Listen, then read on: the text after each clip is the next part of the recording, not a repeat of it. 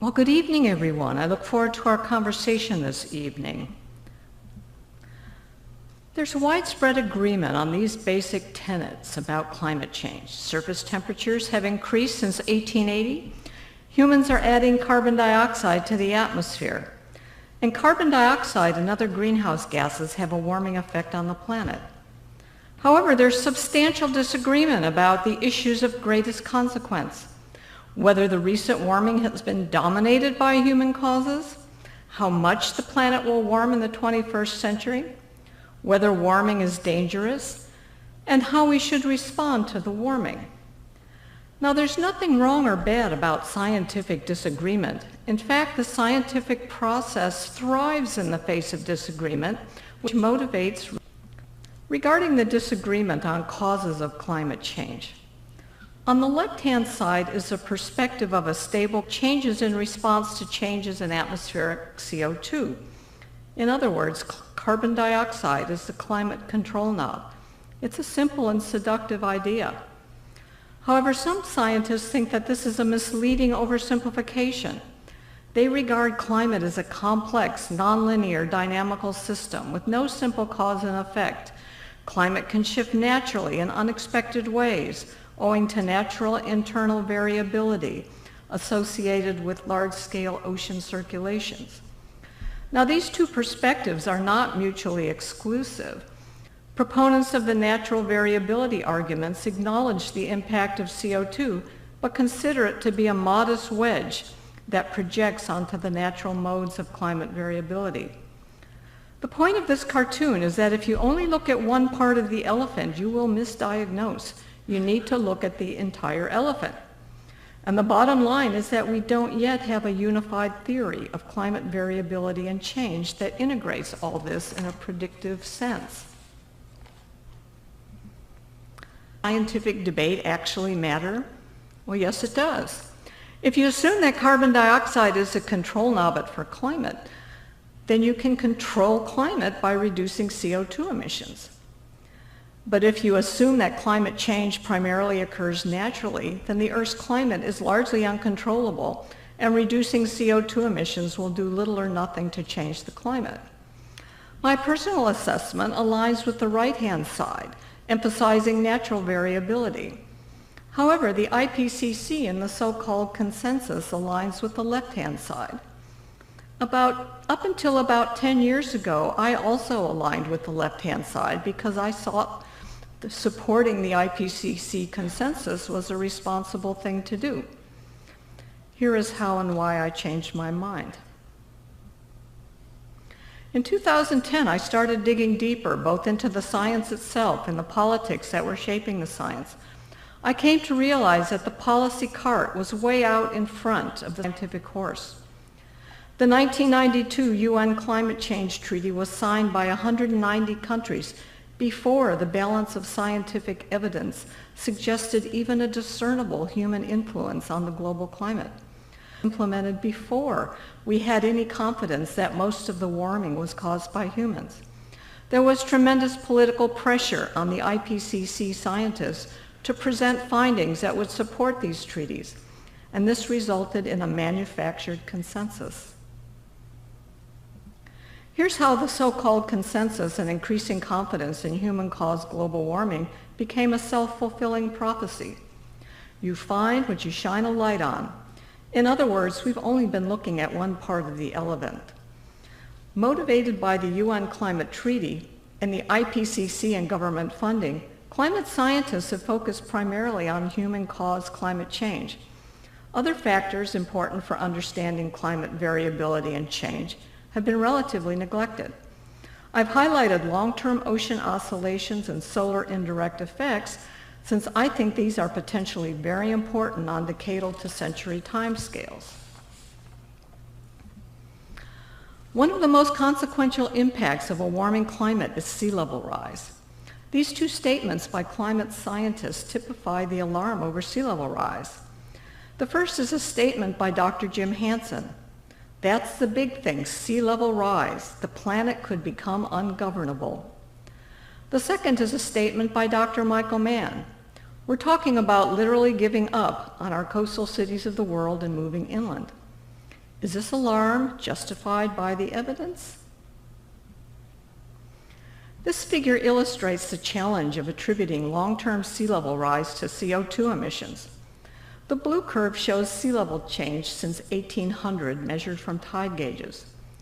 The red curve shows global emissions of carbon dioxide from burning of fossil fuels.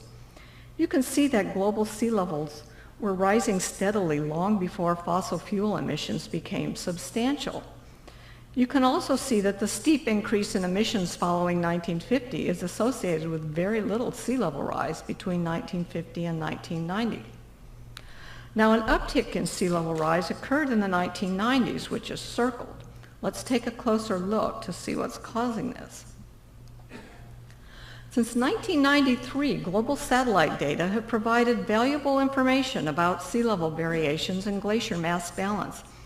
This figure shows a recent analysis of the budget of sea level rise since 1993. You can see that the overall rate of sea level rise has increased since 1993. Well, what's causing the increase? The turquoise region on the bottom of the diagram relates directly to expansion from warming, but you actually see a decrease until about 2009. Now, this has been attributed to the cooling impact following the eruption of Mount Pinatubo in 1992.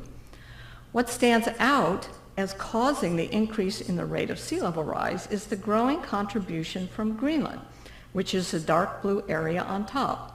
Hence, the increase in the rate of sea level rise is caused by Greenland melting. So, is the Greenland melting caused by increasing CO2 emissions? The top figure shows the Greenland mass balance for the 20th century.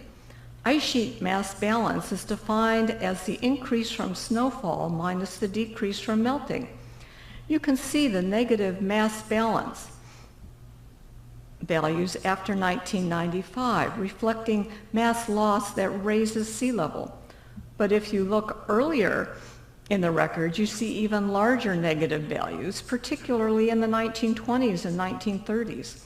Clearly, the high mass loss rates of recent years are not unprecedented, even in the 20th century. Greenland was anomalously warm in the 1930s and 1940s. What caused this? The bottom figure shows variations in the Atlantic multidecadal oscillation, which is an important mode of natural internal climate variability. In general, years with positive AMO index are associated with a mass loss for Greenland, whereas negative AMO index is associated with a mass gain. From this analysis, I can only conclude that CO2 emissions are not the main cause of sea level rise since the mid-19th century. The scientific evidence that I've shown you on the preceding slides is well known to the IPCC. Here are some statements that the most recent IPCC report made on sea level change in Greenland.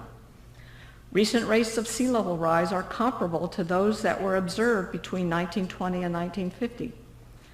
Recent temperatures and mass loss from Greenland are comparable to what was seen in the 1930s. Detection of the impact of human-caused warming and observed changes in regional sea level remains challenging. Now, I've been asked to respond to the question, to what extent are man-made CO2 emissions contributing to climate change? The short answer is we don't know. And the reason that we don't know is because we don't know how to disentangle natural internal variability from the effects of CO2-driven warming. Even the IPCC doesn't claim to know exactly. The most recent IPCC assessment report says it's extremely likely to be more than half. More than half is not very precise. Given the IPCC's neglect of multi-decadal and longer timescales of natural internal variability, I regard the extreme confidence of their conclusion to be unjustified. So here's my personal assessment. Man-made CO2 emissions are as likely as not to contribute less than 50% of the recent warming. 5. If you believe that even if you believe climate model projections, there's still genuine disagreement regarding whether a rapid acceleration away from fossil fuels is the appropriate policy response. One side argues that reducing CO2 emissions is critical for preventing future dangerous warming of the climate. The other side argues that any reduction in warming would be minimal and at high cost, and that the cure could be worse than the disease. What makes most sense to me is climate pragmatism, which has been formulated by the Hartwell Group. Climate pragmatism has 3 pillars: accelerate energy innovation, build resilience to extreme weather, and no regrets pollution reduction. These policies provide near-term socioeconomic and environmental benefits and have justifications independent of climate mitigation and adaptation. These are no-regrets policies that do not require agreement about climate science or the risks of uncontrolled greenhouse gases. I would like to make a few comments on the state of the scientific and public debate on climate change. Here's my take on the madhouse effect. The madhouse that concerns me is the one that has been created by some climate scientists. The madhouse is characterized by rampant overconfidence in an overly simplistic theory of climate change, enforcement of a politically motivated manufactured consensus, attempts to stifle scientific and policy debates, activism and advocacy for their preferred politics and policy, self-promotion and cashing in, and public attacks on other scientists that do not support the consensus. Maybe I should write a book. In closing, I would like to make a personal statement to clarify my motives. I regard my job as a scientist to critically evaluate evidence and to continually challenge and reassess conclusions that are drawn from the evidence. A year ago, I resigned my tenured faculty position because of academic political pressures that interfered with doing my job. My resignation was a direct result of the science madhouse effect discussed on the previous slide. I'm now working in the private sector as president of Climate Forecast Applications Network. My direct engagement with the public is via my blog, Climate Etc., where we discuss a broad range of topics related to climate science and policy. All viewpoints and perspectives are welcome. I hope that you'll join us at judithcurry.com. Thank you.